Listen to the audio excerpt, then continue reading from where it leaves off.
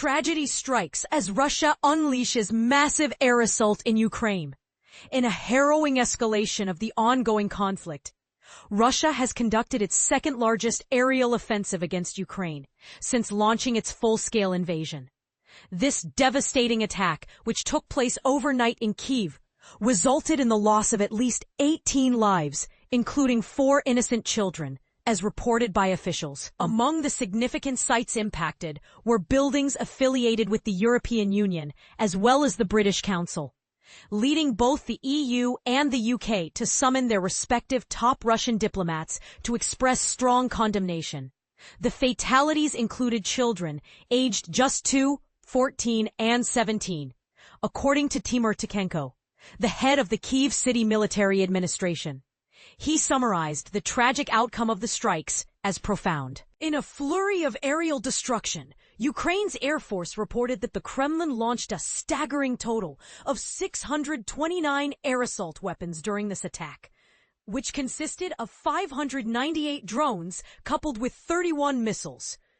Yuri Ihnat, the Air Force's communications chief, described the strikes as one of the largest coordinated assaults that the country has suffered to date.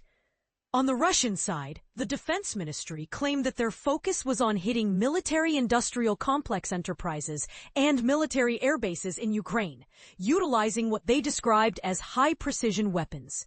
Such language raises concerns and leads to debates regarding the actual targets and their legitimacy.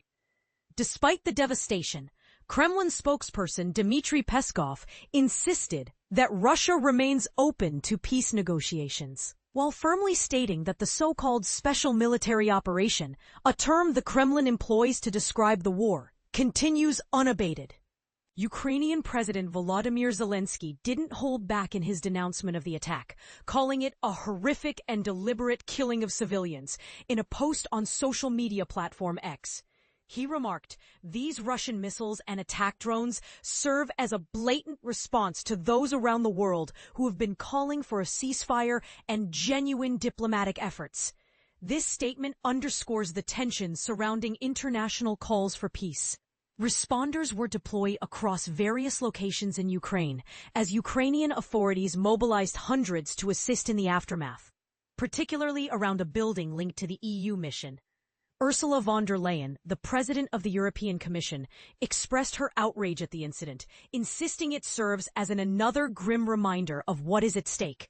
She emphasized the Kremlin's ruthless intent to terrorize Ukraine, disregarding the sanctity of civilian lives, including those of men, women, and children. Furthermore, she criticized the targeting of facilities affiliated with the European Union. In light of this atrocity, the EU has summoned the Russian envoy based in Brussels, a decision announced by Kaja Kallas, the EU's chief diplomat. Meanwhile, British Prime Minister Keir Starmer also condemned the attack, highlighting its devastating effect on children and civilians and asserting that it undermines any chance for peace. British Foreign Secretary David Lammy stated on social media that the killing and destruction must stop, and announced that the Russian ambassador had been summoned to London for discussions. Ukrainian Foreign Minister Andriy Sybiha accused Russia of violating the Vienna Convention by deliberately targeting diplomats, which raises serious international legal questions that must be addressed. He called for global condemnation of these actions in a passionate statement. In a deeply personal account, Kyiv resident Vitaly Protsyuk shared his heart-wrenching experience, revealing that his wife has been missing since the attack. As they prepared to seek safety in their building's bomb shelter, an explosive blast rocked their home. "I was buried under debris," he recalled, describing the chaos that ensued. "Sadly," he stated, "as of now, my wife hasn't been found. Her phone doesn't respond. She's not listed anywhere. I don't know. We're still searching." This narrative elicits both empathy and a call for urgency regarding the ongoing human cost of the conflict. According to Interior Minister Ihor Klimenko, residents faced an air raid alert that stretched well beyond 9 hours overnight, with many forced to return to subway stations for safety, reminiscent of earlier phases of the war. Authorities advised civilians to remain in shelters while the all-clear signal was announced shortly before 7 a.m. local time, signaling a temporary reprieve in the confrontation. Notably, this significant attack on the Ukrainian capital occurs just weeks after U.S. President Donald Trump and Russian President Vladimir Putin engaged in face-to-face discussions aimed at moderating the conflict.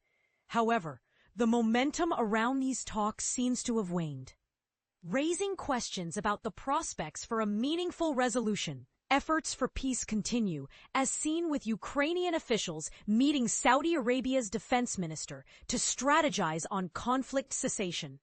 Meanwhile, news reports indicate that Putin plans to travel to China next week to attend a grand military celebration, which will also feature notable allies such as North Korean leader Kim Jong-un and pro-Russian European figures. Their conspicuous support for Putin raises eyebrows about the international alliances that could affect the ongoing warfare. The latest assault on Kyiv is simply the newest chapter in a series of Russian attacks throughout Ukraine this week.